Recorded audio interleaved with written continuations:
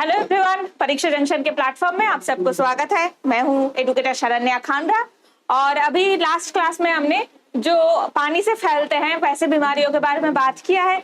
आज बात करेंगे जो छूने से या फिर एक इंसान से दूसरे इंसान से फैलते हैं, जितने भी सारे रोग हैं इसके ऊपर बात करेंगे। तो नॉर्मली क्या होता है, जब भी हम देखें एग्जाम में कभी कभार पूछे जाते हैं कि ये जो रोग है वो किससे फैलते हैं, तो इसके ऊपर क्वेश्चंस पूछे जाते हैं। आपको ऑप्शन दिया रहेगा कि मलेरिया जो है वो कैसे फैलते हैं, वो चूहे से फैलते हैं या फिर कुत्ते से या फिर मच्छर से या फिर ऐसे हाउस पे जो मक्खियां होती है उससे। तो इस टाइप के कुछ कुछ एग्जाम्स में क्वेश्चंस पूछते हैं।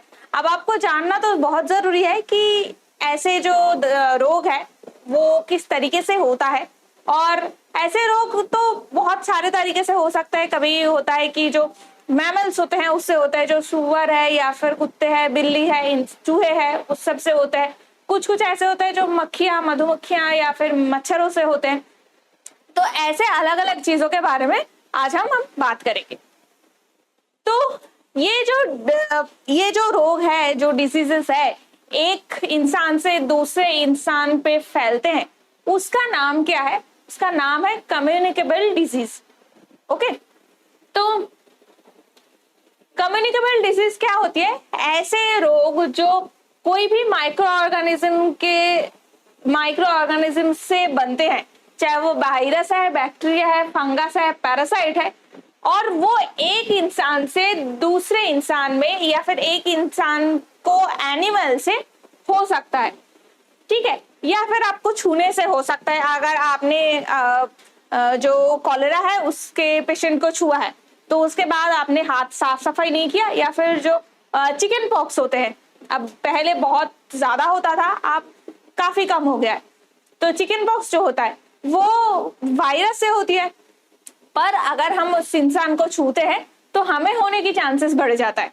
तो एक इंसान से दूसरे इंसान पे ये ट्रांसमिट कर सकता है, ठीक है।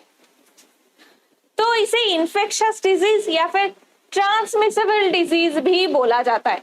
तो ये बहुत तरीके से होता है, जैसे कि वायरस है, बैक्टीरिया है, प्रोटिस्ट है, एमीबा टाइप के हैं, फंगस है, और ये पानी से फैल सकता है, हवा से फैल सकता है, या फिर टच, हाथ से, या फिर आपने किसी जगह पे गए उसके बाद हाथ से धोया नहीं तो उससे भी फैल सकता है, ठीक है। तो ये है कम्युनिकेबल डिजीज। अब आते हैं ट्रांसमिशन कैसे होता है, किस तरीके से वो एक इंसान से दूसरे इंसान को संक्रमित करते हैं, ठीक है। तो फर्स्ट है कि डायरेक्ट कांटेक्ट।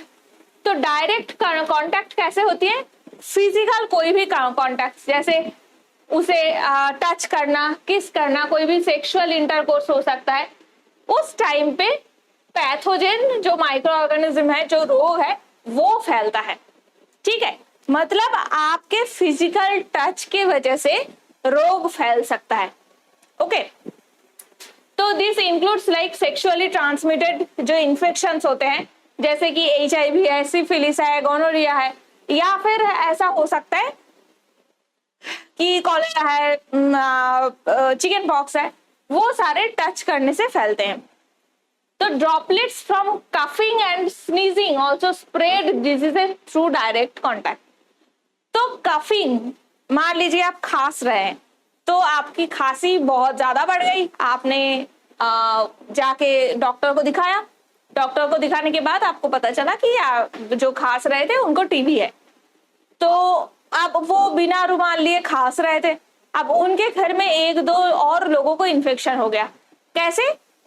जैसे कि वो खांस रहे थे, खांसी के टाइम पे उनके जो शरीर से टीबी का माइक्रो ऑर्गेनिज्म था, जीवाणु था, वो किसी और इंसान जो उनके सामने थे उन्होंने इनहेल कर लिया, उन्होंने वो सांस ले लिया, तो बस उनके बॉडी में चला गया, और जो जिन्होंने सांस लिया था उनको टीबी हो गया। अब ये जो, या फिर टीबी तो छोड़िए, इन्फ्लुएंजा, कभी कभार ये कहा भी जाता है कि बारिश के टाइम पे ऐसे जुकाम हो रहा है, छींक रहे हैं, तो उसके सामने मत जाओ। घर वाले भी बोलते हैं, क्यों? क्योंकि वो इन्फेक्शन हो सकता है, जैसे कि इन्फ्लुएंजा है, ठीक है। तो कफिंग स्नीजिंग की वजह से जो ड्रॉपलेट्स है वो भी डायरेक्ट कॉन्टेक्ट के थ्रू जा सकता है। और इसमें याद रखना एक बहुत फेमस भी था कोविड, जो ऐसे खांस से, स्नीजिंग से, छींकने से फैल रहा था। ओके, नेक्स्ट है इनडायरेक्ट कॉन्टैक्ट। इनडायरेक्ट कैसे? जर्म्स जो है, जो जीवाणु है, जो माइक्रो ऑर्गेनिज्म है, वो हो सकता है कि आपने खांसा और उसके बाद खांसने के बाद आपने डोर नॉब को छुआ या फिर किसी रेलिंग पे हाथ लगाया, तो उस रेलिंग पे अगर किसी और ने हाथ लगा दिया, उस डोर नॉब में किसी और ने हाथ लगा दिया, तो वहां से फैल सकता है। ठीक है, तो डोर नॉब, टेबल, क्लोथिंग, ये सब से जो कपड़े हैं वहां से, जैसे कि ये जो मैं चिकन पॉक्स की बात कर रही थी, स्मॉल पॉक्स की बात कर रही थी, तो स्मॉल पॉक्स क्या है, बहुत ही मतलब लिथल टाइप के माइक्रो ऑर्गेनिज्म है। एक बार होने के बाद आपको चांसेस है कि डेथ हो जाए। अब जिसके डेथ हो जाए उसके अगर कपड़े आपने धोया या फिर आपने उसको टच किया तो आपको भी होने के चांसेस है। तो स्मॉल पॉक्स के जो जिस लोगों को हुआ है उसके कपड़े को जला दिया जाता था, है ना। तो इनडायरेक्ट कांटेक्ट में क्या होती है, टेबल से, क्लॉथ से, कपड़े से, डोर नॉब से, कोई रेलिंग से, हैंडल से हो सकता है। You can become infected by touching a contaminated surface and then touching your nose, ears और mouth। तो जैसे कि कोविड का चल रहा था कि अगर आप बाहर गए हैं तो आके सबसे पहले अपना हाथ मुंह बहुत अच्छे से धोइए, वो भी इनडायरेक्ट कांटेक्ट था। तो कोविड जो था डायरेक्ट कांटेक्ट भी था, इनडायरेक्ट कांटेक्ट भी था। ओके, नेक्स्ट है फूड एंड वाटर। तो लास्ट क्लास में ऑलरेडी हमने पानी से फैलने वाले जितने भी बीमारियां हैं उन सब के बारे में बात किया था। तो पानी से जो फैलता है वो मैक्सिमम वाटर कंटेमिनेशन से होता था, जैसे कि कॉलेरा है, टाइफाइड है, ये सब हमने ऑलरेडी देख लिया। तो कंटामिनेटेड जो खराब दूषित जल है या फिर दूषित खाना है, उन सब को अगर आपने खाया तो वहां से डायरिया, टाइफाइड फीवर के जैसे के बहुत सारे बीमारियां हो सकता है। ओके, नेक्स्ट है एनिमल एंड इंसेक्ट बाइट। तो इंसेक्ट जैसे कि मच्छर है, फ्ली है, फ्ली मतलब है मक्खियां, टिक्स जो ऐसे गाय भैंस के बॉडी में होता है, शरीर में होता है, वो क्या करते हैं, ट्रांसमिट करता है disease like malaria, Lyme disease. Bytes and scratches from infected animal can also spread disease like rabies, जो है हाइड्रोफोबिया जिसे कहते हैं, जो कुत्ते के काटने से या फिर ये जो बैट होते हैं या फिर फॉक्स, जैकल, इन सब के काटने से होता है। ठीक है, या फिर हो सकता है एनिमल बाइट से ये जो हम चूहे अगर काट लिया तो प्लेग होने के चांसेस है, या फिर अगर बिल्ली ने काट लिया तो डिप्थेरिया होने के चांसेस है। ये सारे एनिमल और इंसेक्ट बाइट से होते हैं। ओके, नेक्स्ट आते हैं एयरबॉर्न ट्रांसमिशन। तो हवा से फैलते हैं ऐसे बीमारियां। हवा से कैसे? हवा से जो फैलते हैं वो बहुत लंबे दूर तक जा सकता है। These airborne disease like measles, influenza and tuberculosis। तो ट्यूबरक्यूलोसिस का अभी मैंने बताया कि आप जो ट्यूबरक्यूलोसिस की पेशेंट है उसने अगर हवा में छींक लिया या फिर खांसी हुई है उसको, तो उस हवा से अगर कोई बगल में सांस ले रहे हैं तो उन्हें भी होने की चांसेस है। ठीक है, तो एयरबोर्न ट्रांसमिशन में और क्या क्या हमने देखा, मिजल्स है, इन्फ्लुएंजा है। ठीक है, नेक्स्ट होते हैं मदर टू अनबॉर्न चाइल्ड। कोई अगर प्रेग्नेंट वोमेन है तो उनसे इन्फेक्शन है वो बच्चों पे जा सकता है थ्रू प्लेसेंटा या फिर चाइल्ड बर्थ के टाइम या फिर चाइल्ड बर्थ के बाद बेबी जब दूध पीते हैं तो तब जा सकता है। और ये कैसे होगी? तो मदर से अनबॉर्न चाइल्ड पे, जैसे कि HIV है, वो जा सकता है। ठीक है, तो इस टाइप के कुछ कुछ बीमारियां हैं जो मदर से जो बच्चे हैं उन तक पहुंच सकता है। ओके, तो ये था मोड्स ऑफ ट्रांसमिशन। नेक्स्ट हम लोग देखते हैं कि पैथोजन के टाइप क्या क्या है। तो पैथोजन बहुत सारे टाइप के होते हैं जो कम्युनिकेबल डिजीज या फिर इंफेक्शियस डिजीज को फैलाते हैं।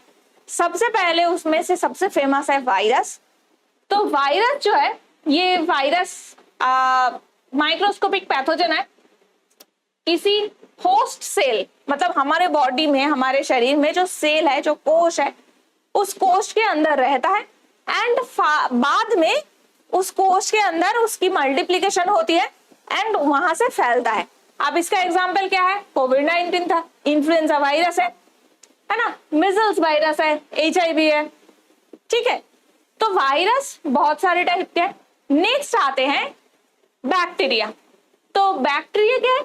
सिंगल सेल ऐसा कोश है, ऑर्गेनिज्म है, तो ऐसा प्राणी है जो हमारे बीमारियों के लिए रिस्पॉन्सिबल है, जैसे कि स्ट्रेप थ्रोट, गले में दर्द होना, ट्यूबरक्यूलोसिस, अभी टीबी का मैंने बात किया, टाइफॉइड, ये सब क्या होता है? बैक्टीरिया से होती है, ठीक है। नेक्स्ट आते हैं फंगस। तो फंगस किस टाइप से होती है? जैसे कि ईस्ट या फिर मोल्ड हमारे बॉडी में इंफेक्शन कर सकता है। तो नॉर्मल क्या होती है, इवन हमारे बॉडी में नॉर्मल डायरिया करने में जो हम ऐसे बार बार बाथरूम जाना पड़ता है, वाटरी डायरिया जो होती है, वो हो सकता है। किस लिए? वो वायरल से भी हो सकता है, आपको किसी तरीके से तबीयत खराब हो गई, बैक्टीरियल हो सकता है एंड फंगल डायरिया भी हो सकता है। तो फंगल डायरिया जो है वो सबसे खतरनाक होता है एंड उसके वजह से कभी कभार डेथ भी होता है, कभी कभार लोग मर भी जाते हैं। तो फंगस इन्फेक्शन किस टाइप के होते हैं? जैसे कि एथलेट्स फुट है, रिंगवॉर्म है, इवन हम लोगों के बालों पे जो डैंड्रफ होता है, वो डैंड्रफ का भी रीजन एक फंगस ही है, फंगस इन्फेक्शन होता है। इसलिए अगर डैंड्रफ बहुत ज्यादा बढ़ जाता है तो बोलते हैं कि पूरा बालों को उखाड़ के एकदम से टकला हो जाने के लिए, ताकि पूरा का पूरा इन्फेक्शन चला जाए, है। तो ये था फंगस इन्फेक्शन के बारे में। नेक्स्ट आते हैं पैरासाइट्स। तो ऑर्गेनिजम्स दैट लिव ऑन और इनसाइड ए होस्ट, जो होस्ट के अंदर रहते हैं, जैसे कि मलेरिया एक पैरासाइटिक डिजीज है, ये मॉस्क्विटो मतलब मच्छरों से फैलता है, डेंगू मच्छरों से फैलता है, एंसेफेलाइटिस जो होती है वो भी मच्छरों से फैलते हैं। तो ऐसे पैरासाइट है जो मच्छरों से फैलता है। एक्चुअली जो पैरासाइट है प्लाज्मोडियम, वो क्या करता है? मच्छरों के अंदर भी रहता है। वो मच्छर जब हमें काटते हैं तो पैरासाइट हमारे बॉडी पे आ जाता है, हमारे बॉडी पे आके फिर मलेरिया बीमारी कराता है। ओके, नेक्स्ट आते हैं प्रायंस। तो प्रायंस और क्या होता है? हमने बायोलॉजी में इसके पहले प्रोटीन के बारे में पढ़ा था। प्रोटीन जब हमने पढ़ा तो हमने क्या देखा? प्रोटीन जो होती है उसका एक स्पेसिफिक ऐसा स्ट्रक्चर होता होगा, ठीक है।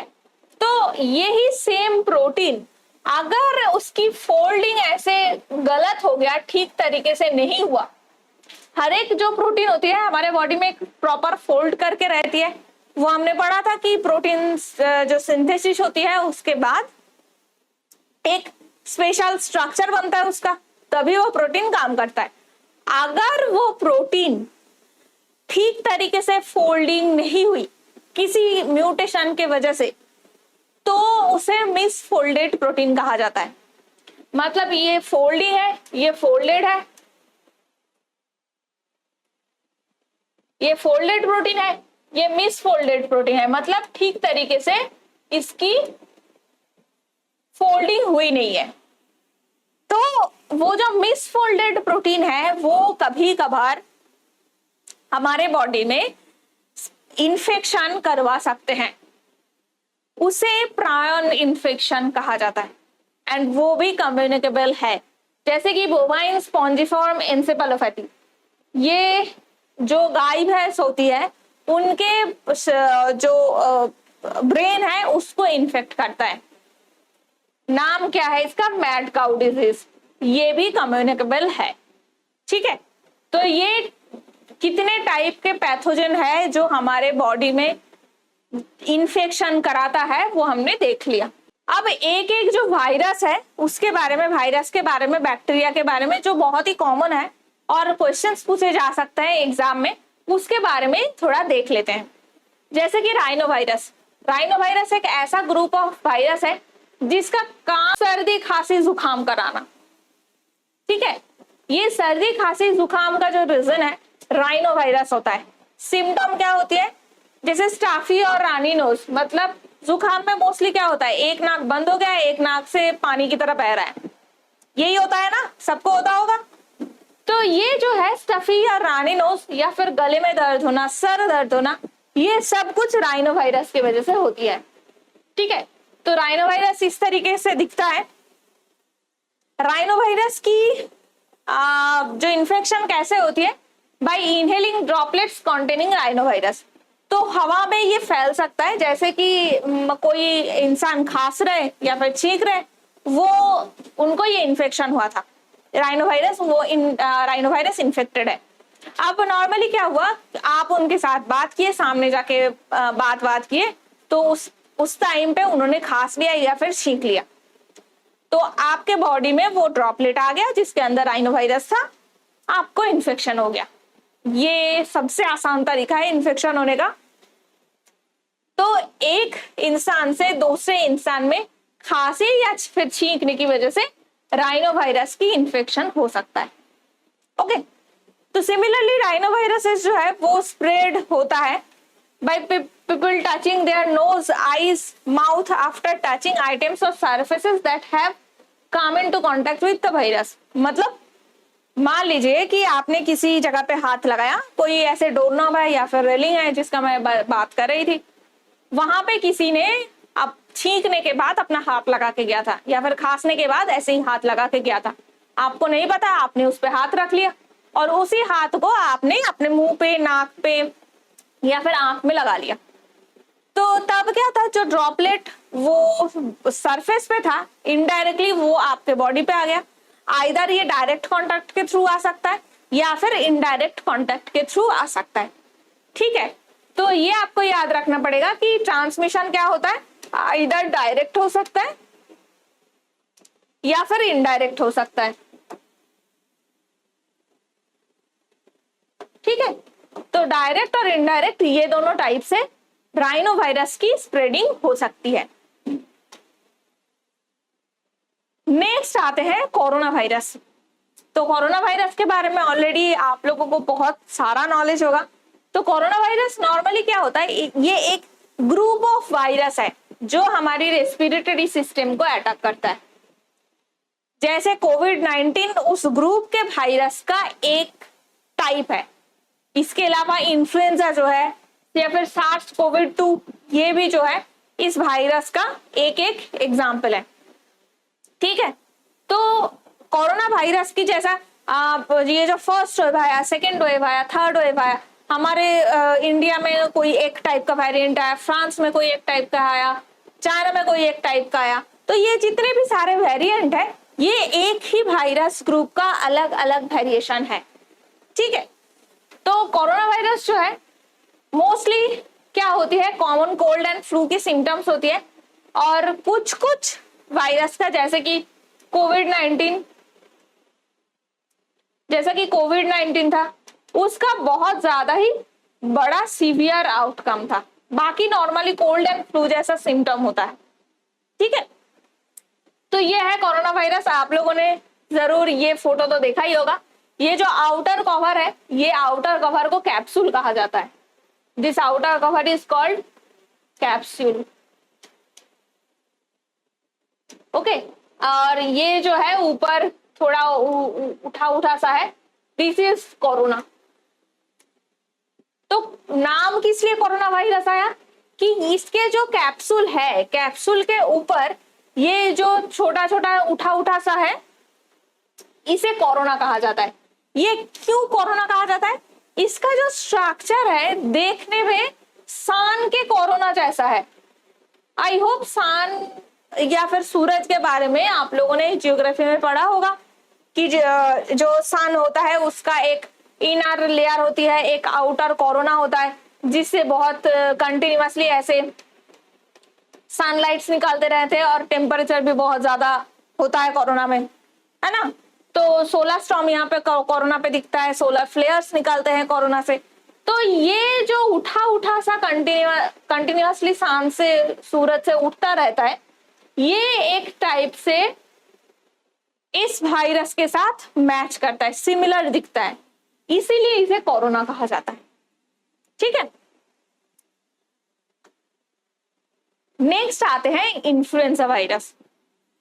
तो इन्फ्लुएंजा वायरस भी जो है वो रेस्पिरेटरी सिस्टम को इन्फेक्ट करता है। सिम्टम्स क्या होती है इन्फ्लुएंजा की वजह से? फीवर हो सकती है। एक याद रखना कि सिम्टम कुछ दो तीन इन वायरसेस का सिमिलर हो सकता है, जैसे कि इन्फ्लुएंजा में भी सर्दी खांसी जुकाम होती है, और ये राइनो वायरस में भी सर्दी खांसी जुकाम होती है, कोरोना में भी होती है। बट इन्फ्लुएंजा में एक्स्ट्रा क्या होता है? फीवर, बुखार आता है, और आपको चिलिंग हो सकती है, मतलब आपको फीवर इतना ज्यादा है कि आप कांप भी सकते हैं। ठीक है, तो फीवर या फिर चिलिंग होती है। स्टफी या फिर रनी नोज, सोर थ्रोट, कफ, हेडेक, ये जो चार था ये किसका है? राइनो वायरस का सिम्टम है। इसमें बस काफ को अब छोड़ दे, stuffy knows, sore throat, headache, ये सारे राइनो वायरस का सिम्टम था, है ना। नेक्स्ट है मसल या फिर बॉडी एक एंड सोने का मन करता है, फैटिक, आपको हमेशा लेथर्जी लगता है, मन ही नहीं करता उठने का, है ना। तो ये मसल और बॉडी एक जो है इन्फ्लुएंजा वायरस का एक बहुत बड़ा सिम्टम है।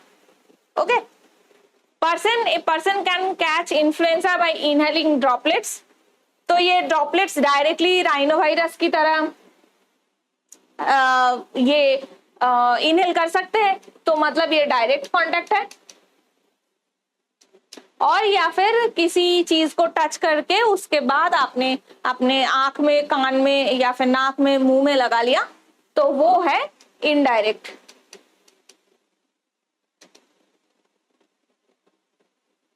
ठीक है, तो डायरेक्ट और इनडायरेक्ट ये दोनों ही पाथ हो सकता है इन्फ्लुएंजा के भी ट्रांसमिशन का। ओके, नेक्स्ट आते हैं HIV। HIV जो है ये हमारे इम्यून सिस्टम को अटैक करता है, और कैसे अटैक करता है? This make this person vulnerable to other infections and diseases. तो HIV जो वायरस है इसका नाम क्या है? पूरा नाम है ह्यूमन इम्यूनो डेफिशिएंसी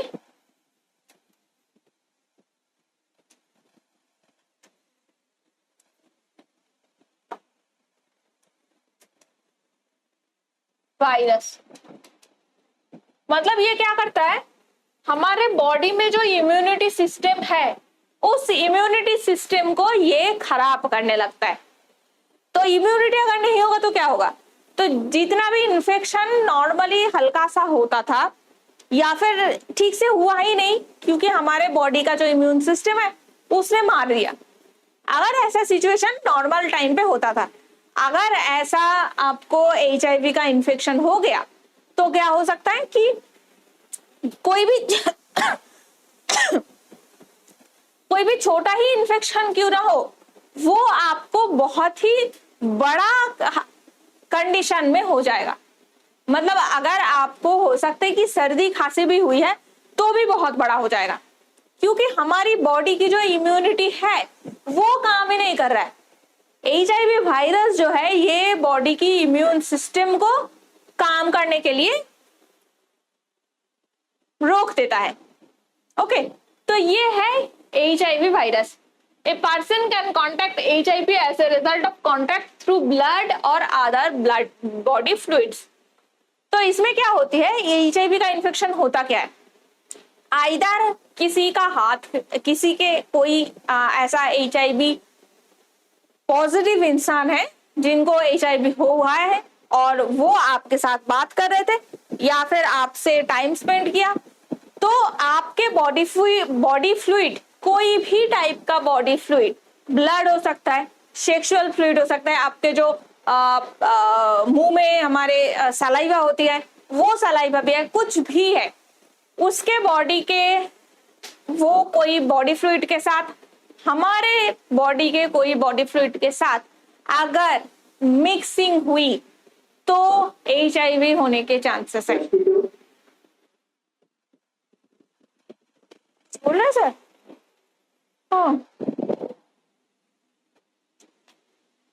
ओके, तो समझ में आया।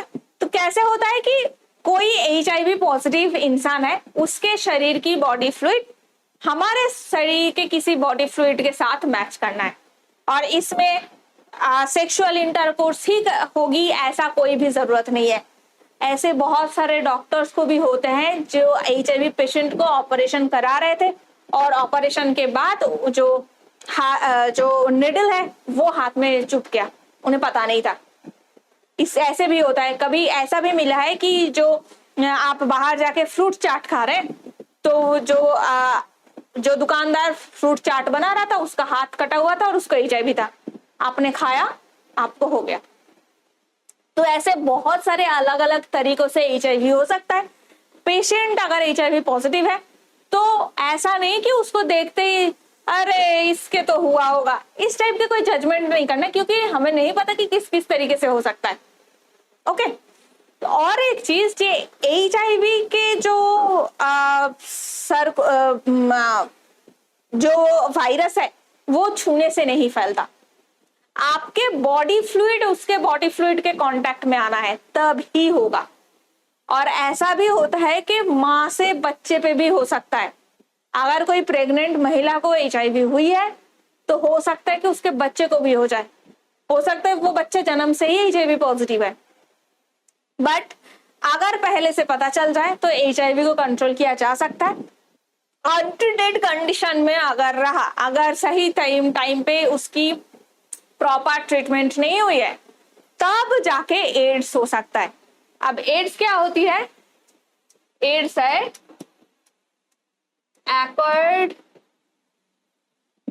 एक्यूट इम्यूनो डेफिशिएंसी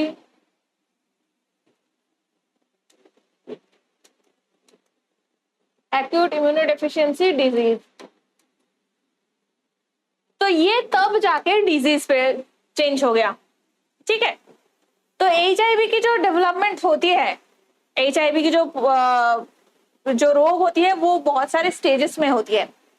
पहले क्या होगी कि आपको कंटिन्यूअसली फीवर हो रखा है, आप फीवर की वजह से कांप भी हो रहा है, रैशेस होती है, मुंह में मतलब मुंह फूल जाता है, दर्द होता है, गले में दर्द होता है, लिम्फ नोड स्वेल होता है, रात को पसीना बहुत आता है, मसल में दर्द होता है एंड फैटिक होता है, और वो भी ये लंबे समय से हो रहा है, फॉर लॉन्ग पीरियड।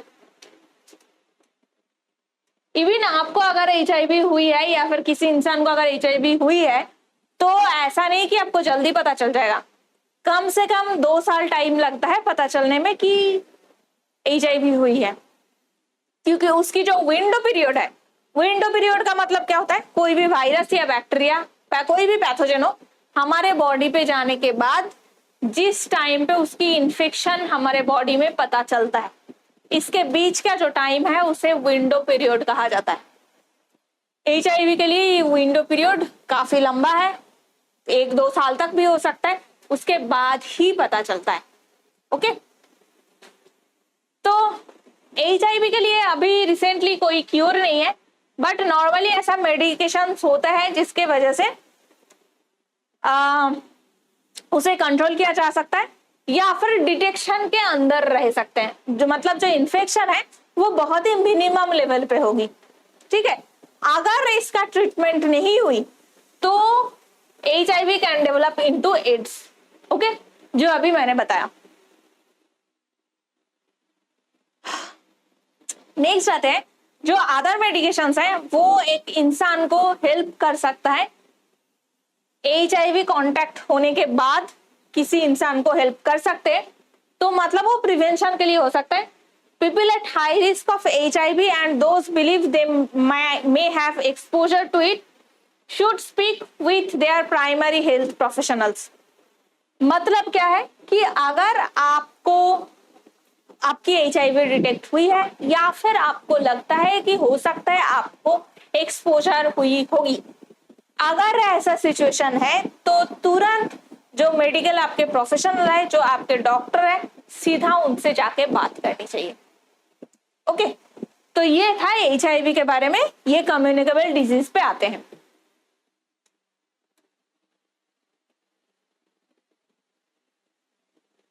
नेक्स्ट दो जो है ये diarrhoea causing, diarrhoea typhoid causing pathogen है, साल्मोनेला और एस्चेरिचिया कोलाई या फिर ई कोलाई।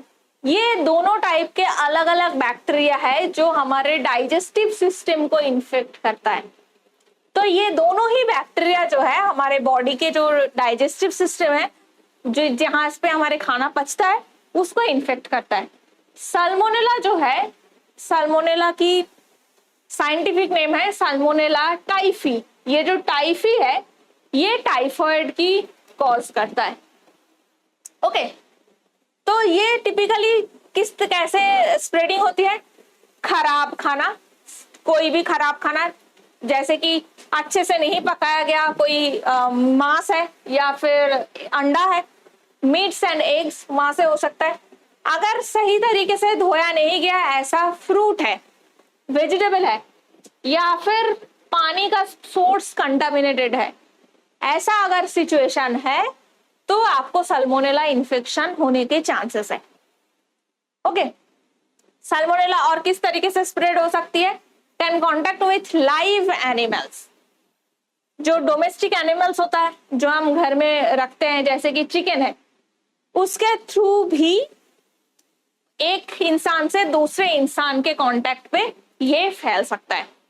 साल्मोनेला इन्फेक्शन बहुत कॉमन है जब आप अंडे खाते हैं, मुर्गी के अंडे जो वैसे होता है ना, एक पोच बना लिया या फिर जो ऊपर से बनाया जिसमें यॉक जो है ठीक तरीके से पका नहीं है, उसकी वजह से साल्मोनेला इन्फेक्शन बहुत कॉमन होता है।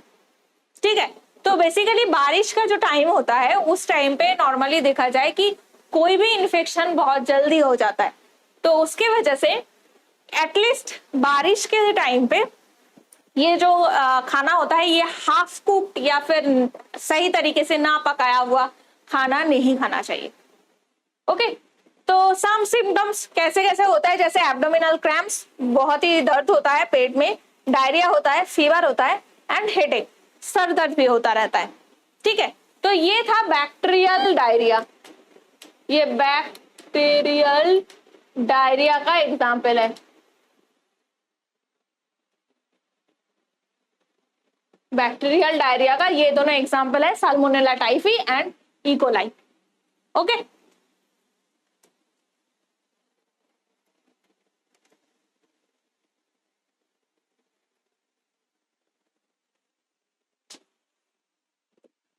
पानी है?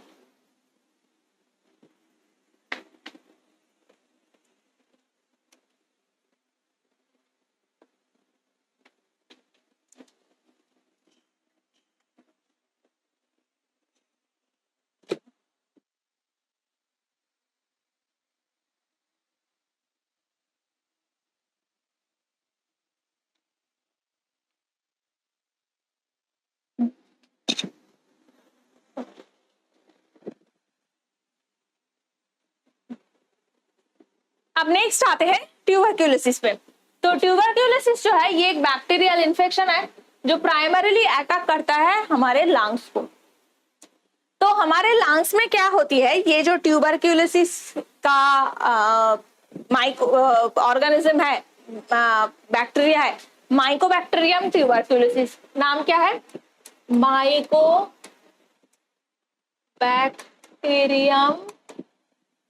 ट्यूबरक्यूलोसिस,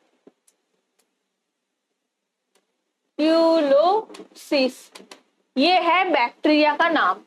ठीक है, ये जो माइकोबैक्टीरियम ट्यूबरक्यूलोसिस हमारे लंग्स में जाता है तो इन्फेक्शन ऐसा करता है कि लंग्स में पानी जम जाता है।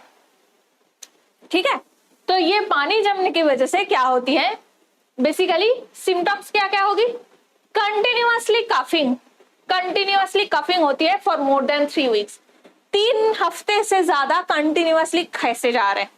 ठीक है, अगर ऐसा सिचुएशन है तो तुरंत जो भी आपके घर में पेशेंट है उन्हें डॉक्टर के पास लेके जाइए। फिर खाना खाने का मन ना होना, एपेटाइट लॉस होता है, unintentional weight loss, weight loss होता रहता है, कंटिन्यूअसली वेट लॉस होता है। फीवर, बुखार आता है, चिलिंग, कांपना, रात ये फीवर के साथ कांप आती है।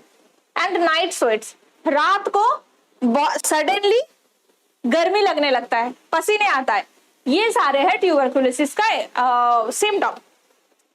तो ट्यूबरकुलोसिस जो है, a person catch TB bye inhaling tiny droplets और एरोसल्स फ्रॉम कफ और स्नीज।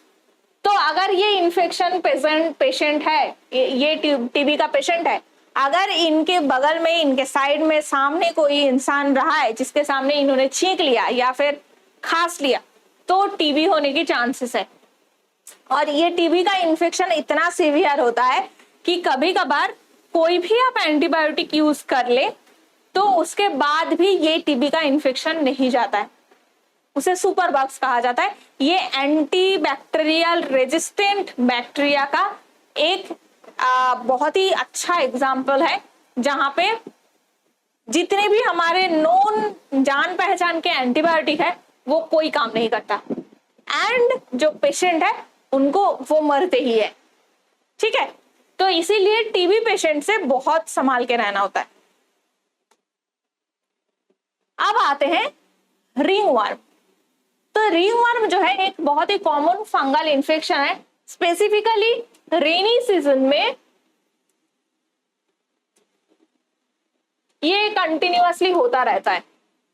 इसमें क्या होती है, एक रिंग शेपर्ड रैश होता है जो नॉर्मली ड्राई होती है, या फिर उससे ऐसे छाले टाइप के निकलते हैं, या फिर वो ईची होता है, मतलब उसमें खुजलियां होती रहती है। ठीक है, तो वो रिंगवर्म इन्फेक्शन है। ये इस तरीके से दिखता है। कैसा होता है, अगर कोई इंसान है जिसको रिंगवर्म हुई है, आप उनके क्लोज कांटेक्ट में गए हैं, तो आपको हो सकता है। टावल, जो हम गमछा या फिर टावल, तौलिया यूज करते हैं, अगर वो आप किसी और के साथ शेयर कर रहे हैं, अगर आपके बेड पे कोई और सो रहा है, या फिर कोई पर्सनल आइटम्स ऐसा हो, कपड़े हो जो आपने यूज किया और उसके पहले आपके दोस्त ने यूज किया जिसको रिंगवर्म इन्फेक्शन था, वहां से आपको हो सकता है। ठीक है, तो पर्सन हु हैज रिंगवर्म, उसके कोई भी कपड़ा हो, कोई भी टॉवल हो, या फिर आप उसके बेड पे सो रहे हैं, तो होने की चांसेस है। Close contact with animals with ringworms, typically cat.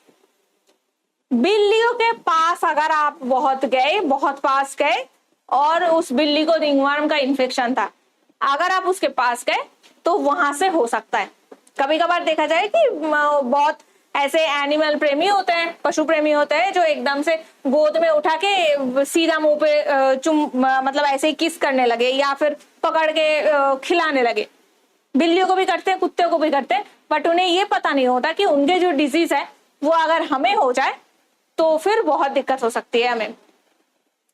तो विदाउट ट्रीटमेंट रिंगवर्म जो है हमारे फुल बॉडी पार्ट में ये फैल सकता है, और एकदम से पूरे शरीर में रिंगवर्म का इसी तरीके का इन्फेक्शन हो जाता है। अगर सीवियर केस होती है तो पूरे बॉडी में इन्फेक्शन हो जाता है। ठीक है, तो ये है रिंगवर्म।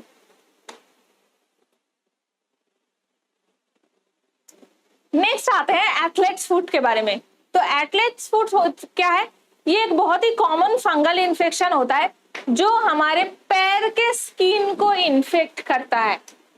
ये एथलीट्स को बहुत ज्यादा होती है क्योंकि वो कंटिन्यूअसली दौड़ते रहते हैं, खेलते रहते हैं, तो पैर थोड़ा सा ऐसे मॉइस्चर रहता है, चिपचिपा सा रहता है पसीना से, उसकी वजह से मैक्सिमम उन लोगों को होता है। पर आपका भी अगर पैर मॉइस्ट है, या फिर किसी का भी पैर अगर मॉइस्ट है और ऐसे पसीना आता है, चिपचिपा सा होता है, तो फिर एथलेट्स फुट होने की चांसेस है। तो ये कॉजेस सोर एंड ईची व्हाइट पैचेस बिटवीन टोज। तो पैर के बीच में, पैर के उंगलियों के बीच में ऐसे खुजली होता है, या फिर लाल हो जाता है, फूल जाता है, इन्फेक्शन हो गया होता है, ऐसे व्हाइट पैचेस दिखता है।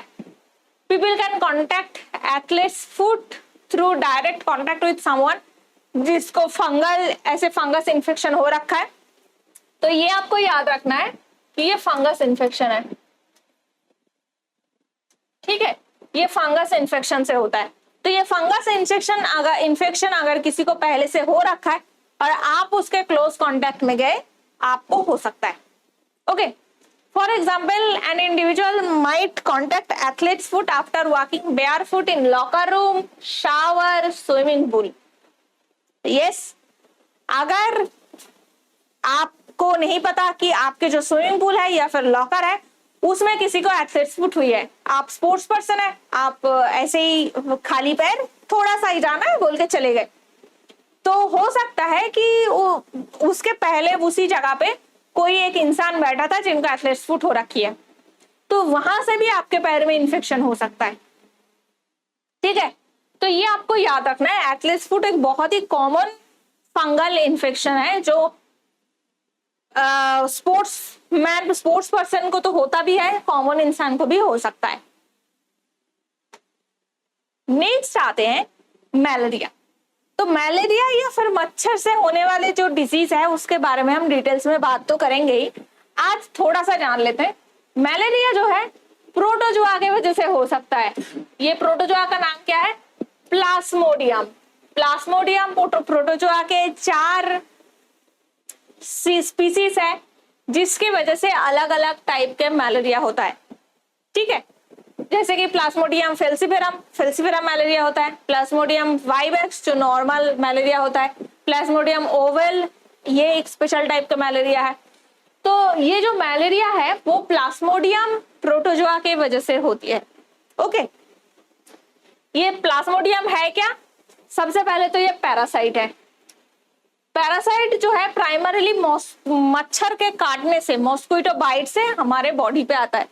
तो बेसिकली क्या होती है, प्लाज्मोडियम जो पैरासाइट है वो मच्छर के बॉडी में रहता है, मच्छर के बॉडी में वो आराम से रहता है, मच्छर को मलेरिया नहीं होता। तो उस मच्छर ने जैसे ही हमें काटा उसके बॉडी से हमारे बॉडी पे प्लाज्मोडियम का जो स्पोर था या फिर जो डायरेक्ट प्लाज्मोडियम था वो हमारे बॉडी पे आ गया। हमारे बॉडी पे सबसे पहले ये जाता है हमारे पेट में, लीवर पे जाके ये अपना रिप्रोडक्शन करता है। इसका संख्या बहुत ज्यादा बढ़ जाता है। उसके बाद ये ब्लड के थ्रू फिर पूरे बॉडी में हमें फैल जाता है।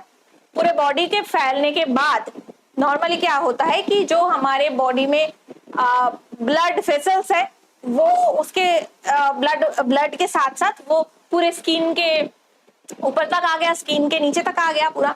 और जो मच्छर है वो हो सकता है कि नॉर्मल कोई और एक मच्छर है उसने हमें काट लिया, तो हमारे बॉडी से जो प्लाज्मोडियम था वो मच्छर के बॉडी में चला गया। वो मच्छर जाके अगर कोई दूसरा इंसान को काटा तो उस मच्छर के काटने से दोबारा मलेरिया उस इंसान के बॉडी में चला गया। तो मलेरिया का साइकिल ऐसे ही होता रहता है। ठीक है, मलेरिया के सिम्टम्स क्या है? हाई फीवर एंड चिल्स, कांपते रहते हैं, फीवर आती है, और ये नॉर्मली 24 घंटे के इंटरवल पे होता है। मतलब आज अगर 5 बजे फीवर आया तो नेक्स्ट दिन 5 बजे फिर से फीवर आएगा। कभी कभार 48 आवर्स के होते हैं, कभी कभार 72 आवर्स के होते हैं। तो वो मलेरिया के साइकिल के ऊपर डिपेंड करता है, कौन से टाइप के मलेरिया हुई है उसके ऊपर भी डिपेंड करता है।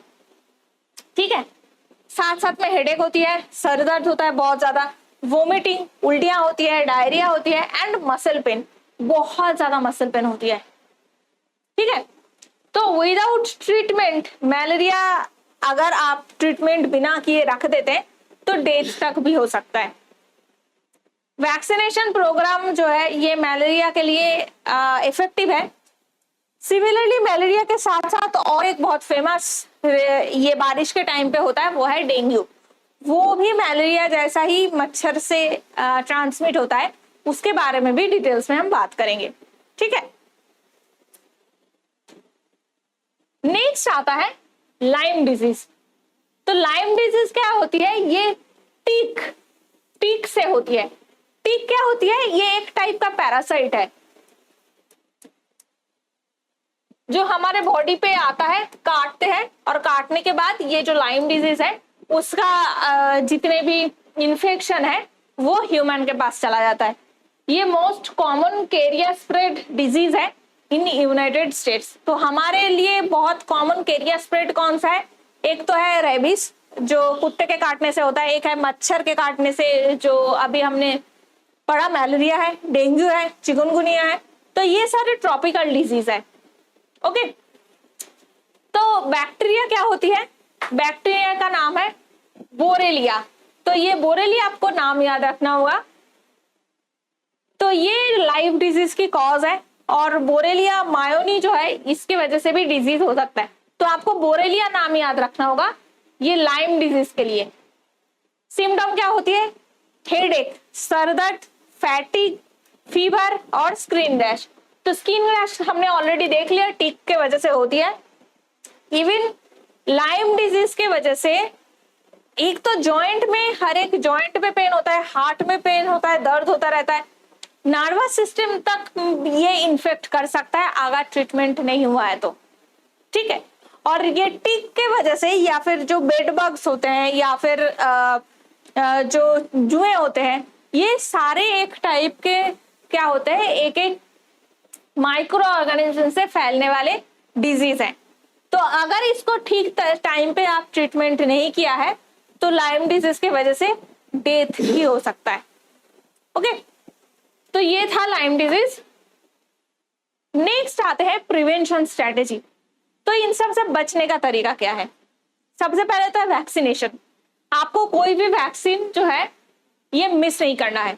बॉडी की इम्यून सिस्टम को ठीक रखने के लिए ये वैक्सीनेशन बहुत काम का है। तो बॉडी की इम्यून सिस्टम जो है ये एक वायरस को, या फिर बैक्टीरिया को, या फिर कोई भी पैथोजन है उसको पहचानने में हेल्प करता है। अगर एक बार पहचान लिया तो हमारे बॉडी का जो इम्यून सिस्टम है वो दोबारा अगर ऐसा इन्फेक्शन हुई तो उसे फाइट करने में हेल्प करेगा।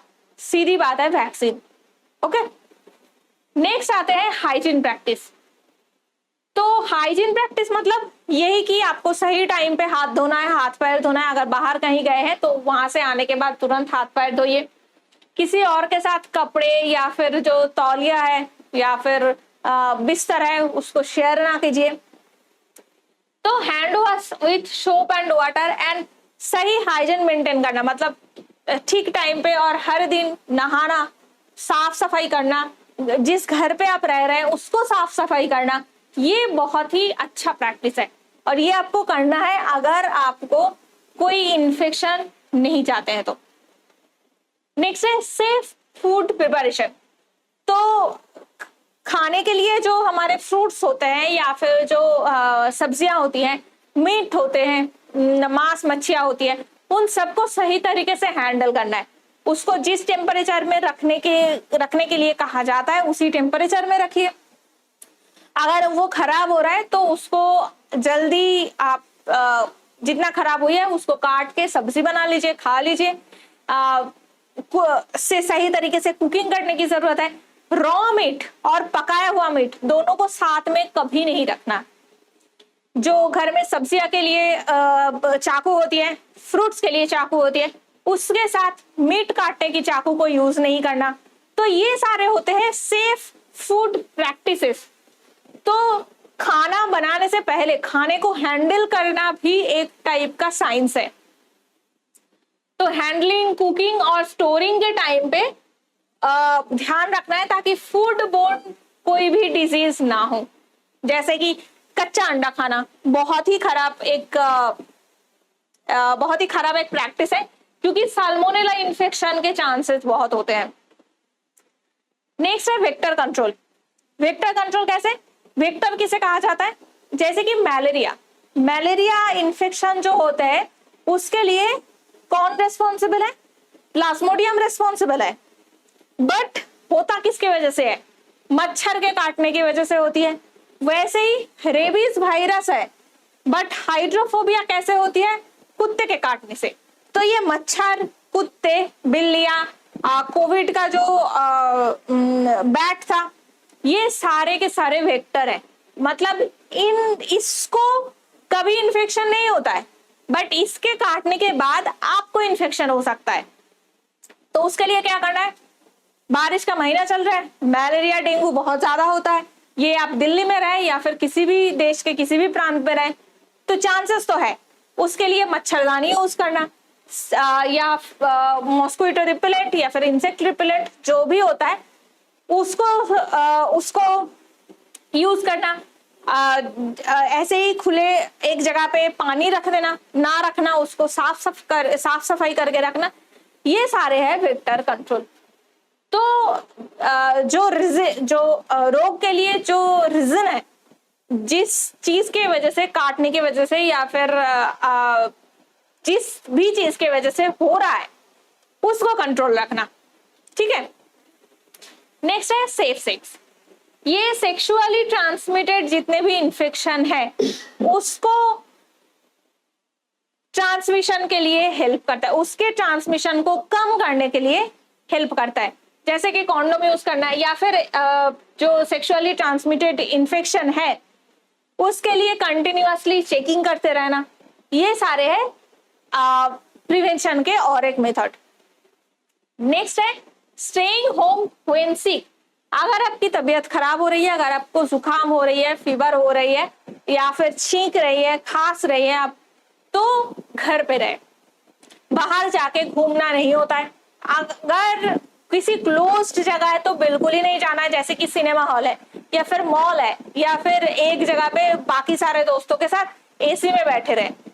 हो सकता है टेम्परेचर बहुत कम, मतलब बहुत ज्यादा कर रखा है, एसी काफी हाई टेम्परेचर में चल रहा है, फिर भी नहीं बैठना, क्योंकि एसी का जो हवा है वो घर के अंदर ही बंद रहता है। तो बाहर ना जाना, घर में बैठ के रेस्ट करना जल्दी सही होने की बहुत अच्छा तरीका है, बहुत आसान तरीका है। रेस्ट लेना बहुत जरूरी है। ठीक है। नेक्स्ट आता है सोशल डिस्टेंसिंग। इसके बारे में क्या ही बताएं, कोविड-19 पैंडेमिक के टाइम पे सोशल डिस्टेंसिंग के बारे में तो सबको पता होगा कि किसी के बहुत क्लोज जाके बात ना करना। हो सकता है उसको खांसी हो रही है या फिर जुकाम हो रखी है, बट हाँ उसके बहुत पास नहीं जाना, या फिर कोई भी इंसान के बहुत पास जाके बात नहीं करना।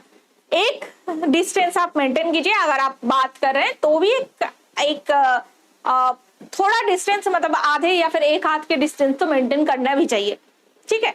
तो ये जो होती है सोशल डिस्टेंसिंग, जैसे फिजिकल डिस्टेंसिंग, कोई क्राउडेड प्लेस जहां पे बहुत लोग हैं वैसे किसी जगह पे ना जाना, ये सारे नॉर्मली क्या होती है प्रिवेंशन के स्ट्रेटेजीज है कि जो रोग है उसको होने से पहले ही आप उससे संभाल के रहिए। ठीक है। तो ये था कम्युनिकेबल डिजीज के बारे में आज का क्लास। आई होप आपको समझ में आ रहा है कि किस तरीके से बच के रहना चाहिए। खासकर अभी बारिश का सीजन है तो हो सकता है इसमें इन्फेक्शन बहुत जल्दी होता है, पानी वाले इन्फेक्शन, खाने वाले इन्फेक्शन के साथ साथ इस टाइप के इन्फेक्शन भी बहुत जल्दी फैलता है। तो इसलिए सावधान रहे, संभाल के रहे। अगर ये वीडियो आपको पसंद आई है इसे लाइक कीजिए, अपने दोस्तों के साथ शेयर कीजिए। एग्जाम के लिए ये काफी इंपॉर्टेंट है, किस इन्फेक्शन किसके वजह से होता है, ऐसे कंटिन्यूअस क्वेश्चंस पूछे भी जाते हैं। तो अगर आप एसएससी सीजीएल का भी एग्जाम दे रहे हैं, या फिर ACIO का एग्जाम है, IBPS का एग्जाम है, कोई भी आपका अगर एग्जाम है तो उसमें पूछने की चांसेस बहुत ज्यादा होता है। खासकर स्टेट PSC में साइंस के जो टॉपिक है, अभी रिसेंटली आपको BPSC का भी एग्जाम है, तो उसके लिए बहुत अच्छे से प्रिपेयर कीजिए। अगर आपको वीडियो पसंद आई है तो मैं कमेंट सेक्शन में हमें जरूर बताएं, अपने दोस्तों के साथ शेयर कीजिए। परीक्षा जंक्शन का जो प्लेटफॉर्म है ये यूट्यूब के साथ साथ Facebook, WhatsApp, thread, Twitter, Telegram, ये सारे प्लेटफॉर्म में आपके लिए अवेलेबल है। आप किसी भी प्लेटफॉर्म में हमारे साथ जुड़ सकते हैं। वीडियो को पूरा देखिए और सब्सक्राइब करना मत भूलना। साथ साथ में बेल आइकन को प्रेस जरूर कीजिए ताकि इस टाइप के जो वीडियोज है वो आपके पास कंटिन्यूअसली आते रहें। तब तक के लिए पढ़ाई कीजिए एंड गुड नाइट।